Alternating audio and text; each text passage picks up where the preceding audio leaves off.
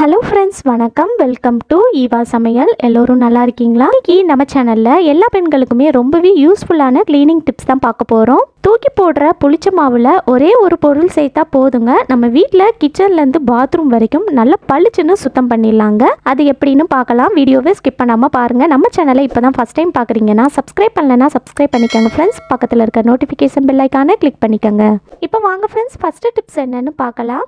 நம்ம வீட்டில் இட்லி தோசை மாவெல்லாம் ஒரு வாரத்துக்கு ஒரு தடவை அல்லது 2 வாரத்துக்கு ஒரு தடவைன்னு நம்ம அரைச்சி யூஸ் பண்ணுவோம். அது வந்து பார்த்திங்கன்னா 4-5 நாள்லேயே அடிமாவு ஒரு மாதிரி புளிச்சு போன மாதிரி ஆயிரும். அந்த மாதிரி ஆயிடுச்சுன்னா நம்ம அதை தூக்கி குப்பையில் போட்டுருவோம் இல்லையா? இனி அந்த மாதிரி தூக்கி போடாதீங்க. இதில் ஒரே ஒரு பொருள் சேர்த்தா போதுங்க, நம்ம வீட்டில் நிறைய க்ளீனிங் பர்பஸ்க்கு யூஸ் பண்ணிக்கலாம். இப்போ இந்த புளிச்ச மாவில் நான் என்ன சேர்க்க போகிறேன்னு பார்த்தீங்கன்னா, ஒரே ஒரு எலுமிச்சப்பழம் சேர்க்க போகிறேன். இந்த முழு எலுமிச்சப்பழத்தை பாதியாக கட் பண்ணி இதோட சாறை நல்லா பிழிஞ்சு எடுத்து சேர்த்துக்கங்க. இந்த புளிச்ச மாவில் எலுமிச்சப்பழ சாறு சேர்த்ததுக்கு அப்புறமா ஒரு ஸ்பூனை வச்சு எல்லாம் ஒன்னோட ஒன்று நல்லா மிக்ஸ் ஆகுற மாதிரி கலந்து விட்டுக்கங்க. ஒன்னோட ஒன்று நல்லா மிக்ஸ் ஆகுற மாதிரி கலந்து விட்டதுக்கு அப்புறமா அடுத்ததாக இதில் நம்ம தண்ணி சேர்க்க போகிறோம். தண்ணி அதிகமாக சேர்த்துறாதீங்க. அரைக்கப்பளவுக்கு தண்ணி எடுத்திருக்கேன். இதில் கொஞ்சம் கொஞ்சமாக சேர்த்து நம்ம இந்த மாதிரி ஸ்பூனை வச்சு நல்லா மிக்ஸ் பண்ணி விட்டுக்கலாம். இந்த மாதிரி கொஞ்சம் கொஞ்சமாக தண்ணி சேர்த்து நல்லா கலந்து விட்டுக்கங்க. அவ்வளோதாங்க, நம்மளோட சூப்பரான க்ளீனிங் லிக்யூட் ரெடி ஆயிருச்சு. இப்போ அடுத்ததாக நான் அடியில் ஒரு நியூஸ் பேப்பர் வச்சுருக்கேன். ஃபஸ்ட்டு நான் எதை க்ளீன் பண்ணி காட்ட போகிறேன்னு பார்த்தீங்கன்னா, நம்ம வீட்டில் இந்த தோசை தவா பார்த்திங்கன்னா நாளாக அந்த ஓரங்கள்லாம் நிறைய எண்ணெய் பிசுக்காக இருக்கும். இப்போ பாருங்கள், அந்த ஓரத்தில் எவ்வளோ எண்ணெய் பிசுக்காக இருக்குன்னு. இந்த மாதிரி எண்ணெய் பிசுக்கு ஜாஸ்தி ஆக பார்த்திங்கன்னா அந்த ஓரங்கள்லாம் நமக்கு அந்த எண்ணெய் பிசுக்கு சேர்ந்து இந்த தோசை தவாவே நம்ம தூக்குறதுக்கு ரொம்ப வெயிட்டாக இருக்கிற மாதிரி இருக்கும். அந்த எண்ணெய் பிசுக்கு ரொம்ப ஜாஸ்தியாக இருந்துச்சுன்னா நம்ம அதை என்ன தான் டிஷ்வாஷிங் லிக்யூட் யூஸ் பண்ணி க்ளீன் பண்ணாலும் அவ்வளோ சீக்கிரத்தில் அது போகாது. இந்த மாதிரி இருக்கிறப்ப நீங்கள் இந்த மாதிரி புளிச்ச மாவில் எலுமிச்சை சாறு சேர்த்து மிக்ஸ் பண்ணிவிட்டு அதை வச்சு இந்த மாதிரி தோசை தவாக்கு மேலே கொஞ்சமாக ஊற்றி விட்டுட்டு க்ளீன் பண்ணி பாருங்கள். அந்த எண்ணெய் பிசுக்கு எல்லாமே நீங்கி தோசை தவா நல்லா பளிச்சுன்னு புதுசு போல் ஆயிரும். இப்போ நான் இந்த மாதிரி மாவை கொஞ்சமாக தோசை தவாக்கு மேலே ஊற்றி விட்டுட்டு கையை வச்சு இந்த மாதிரி நல்லா தடவி விட்டுக்கலாம். எங்கெல்லாம் எண்ணெய் பிசுக்கு இருக்கோ அங்கெல்லாம் இந்த மாதிரி நல்லா தடவி விட்டுருங்க. நல்லா தடவி விட்டதுக்கப்புறமா இதை ஒரு 10 நிமிஷத்துக்கு அப்படியே விட்டுறலாம், நல்லா ஊறட்டும். 10 நிமிஷத்துக்கு அப்புறமா ஒரு கத்தியை வச்சு இந்த ஓரங்களில் இருக்கிற அந்த எண்ணெய் பிசுக்கு எல்லாத்தையும் நம்ம இந்த மாதிரி நல்லா சுரண்டி எடுத்துக்கலாம். சுற்றி இந்த மாதிரி கத்தியை வச்சு நல்லா சுரண்டி எடுத்துக்கோங்க. கத்தியை நீங்கள் தோசை தவாவில் சென்டரில் வச்சு சுரண்டாதீங்க. சென்டரில் நம்ம கத்தியை வச்சு சுரண்டணும் அப்படின்னா சில நேரங்களில் நமக்கு தோசை சரியாக வராது.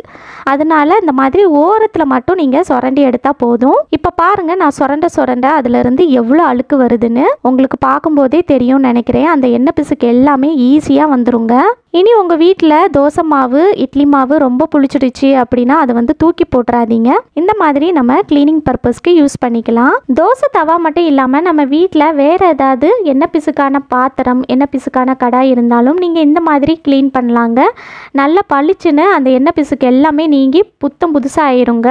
பாத்திரம் மட்டும் இல்லாமல் நம்ம வீட்டில் கிச்சன் சிங்கில் நிறைய உப்புக்கரை படிஞ்சிருக்கு அப்படின்னா கிச்சன் சிங்கை கூட நீங்கள் இந்த மாவு வச்சு க்ளீன் பண்ணலாம். நல்லா பளிச்சுன்னு ஆயிரும். இப்போ பாருங்கள் ஃப்ரெண்ட்ஸ், நான் சுற்றி எல்லா பக்கமும் அந்த கத்தியை வச்சு நல்லா சுரண்டி எடுத்துட்டேன். எந்த அளவுக்கு அழுக்கு வந்திருக்குன்னு பாருங்கள். இந்த எண்ணெய் பிசுக்கு எல்லாமே இந்த மாவோட மிக்ஸ் ஆகி வெளியே வந்திருக்கு. இப்போ அடுத்ததாக இந்த மாதிரி ஒரு சாஃப்டான ஸ்க்ரப்பரை வச்சு நம்ம எல்லா பக்கமும் நல்லா தேய்ச்சி விட்டுடலாம். இந்த தோசை தவாக்கு சென்டரில் நம்ம கத்தி யூஸ் பண்ணல. அந்த சென்டரில் இந்த மாதிரி ஸ்க்ரப்பரை வச்சு தேய்க்கும் போதே அந்த எண்ணெய் பிசுக்கும் ஈஸியாக நீங்கிரும்.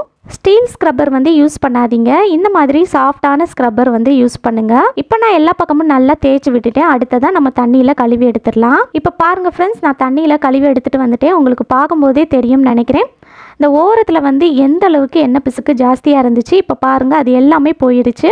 இந்த மாதிரி க்ளீன் பண்ணிவிட்டு நீங்கள் தோசை தவாவை தூக்கி பார்த்தீங்க அப்படின்னா உங்களுக்கு வெயிட்டும் கம்மியான மாதிரி இருக்கும். அந்த சுற்றி இருக்கிற எண்ணெய் பிசுக்கு எல்லாமே போயிடுச்சு பாருங்கள். இனி நீங்கள் புளிச்ச மாவை தூக்கி போடாமல் இந்த மாதிரி க்ளீன் பண்ணி பாருங்கள், நல்லா பளிச்சுன்னு ஆயிரும். இந்த டிப் பிடிச்சிருந்துச்சுன்னா லைக் பண்ணிக்கோங்க. உங்கள் ஃப்ரெண்ட்ஸ் கூடயும் ஃபேமிலி மெம்பர்ஸ் கூடயும் ஷேர் பண்ணிக்கோங்க.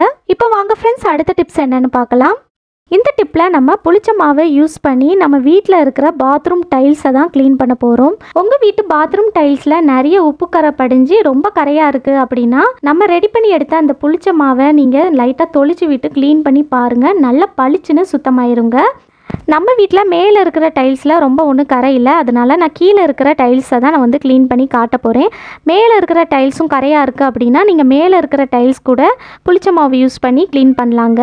இப்போது நம்ம ரெடி பண்ணி எடுத்த அந்த புளிச்ச மாவை இந்த மாதிரி அந்த பாத்ரூம் டைல்ஸில் எல்லா பக்கமும் நல்லா தொளிச்சு விட்டுறலாம். இந்த புளிச்ச மாவை யூஸ் பண்ணி உங்கள் வீட்டில் இருக்கிற அந்த பாத்ரூமில் இருக்கிற டோர் இருக்குது பாருங்கள், அதில் நிறைய உப்பு கரை படிஞ்சிருக்கு அப்படின்னா அதில் கூட நீங்கள் வந்து க்ளீன் பண்ணலாங்க. நல்லா பளிச்சுன்னு சுத்தமாயிரும்.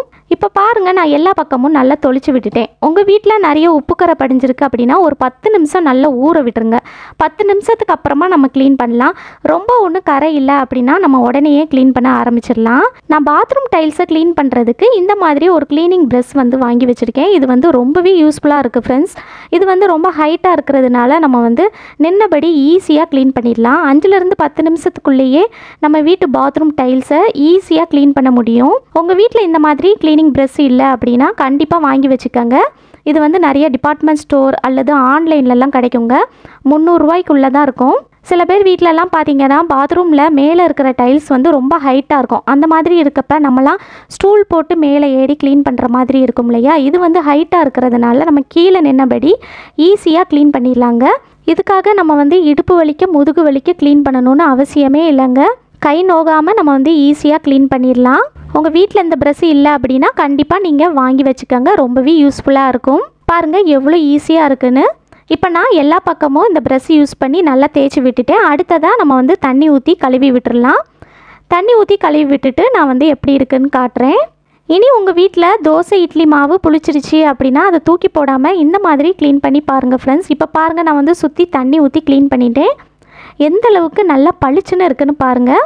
முன்னாடி இருந்ததுக்கும் இப்போக்கும் உங்களுக்கு வந்து பார்க்கும்போதே டிஃப்ரென்ஸ் தெரியும்னு நினைக்கிறேன், எந்த அளவுக்கு நல்லா சைனிங்காக இருக்குன்னு. நீங்களும் இந்த மாதிரி க்ளீன் பண்ணி பாருங்கள், நல்லா பளிச்சுன்னு இருக்கும். பாத்ரூம் டைல்ஸ் மட்டும் இல்லாமல் நம்ம வீட்டில் இருக்கிற அந்த பாத்ரூமில் இருக்கிற சிங்கை கூட இந்த மாதிரி புளிச்ச மாவு யூஸ் பண்ணி க்ளீன் பண்ணலாம். நல்லா பளிச்சுன்னு சுத்தமாயிரும்.